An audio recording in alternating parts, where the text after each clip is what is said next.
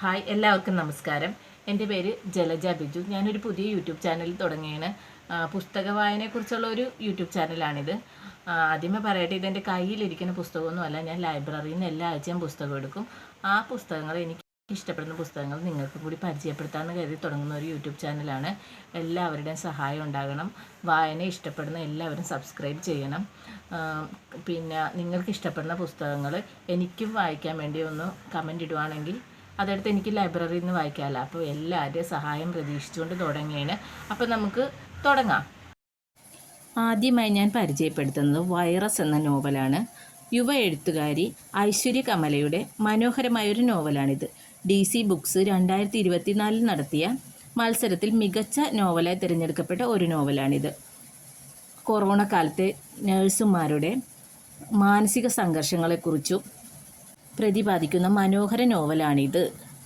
അടുത്തതായി ഞാൻ പരിചയപ്പെടുത്തുന്നത് ഗ്വാട്ടിമാല എഴുത്തുകാരിയും സമരനായികയുമായ ഡിഗോബർട്ട് മെഞ്ചുവിൻ്റെ ഞാൻ ഡിഗോബർട്ട് മെഞ്ചു എന്ന ആത്മകഥയാണ്.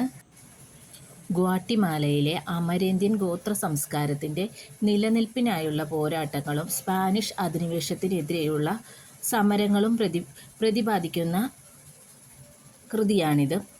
ഇതിൽ അമരേന്ത്യൻ ഗോത്രവിഭാഗത്തിൻ്റെ ജീവിത പശ്ചാത്തലവും അവരുടെ ആചാരങ്ങളും ഭക്ഷണവും എല്ലാം പ്രതിപാദിക്കുന്നു.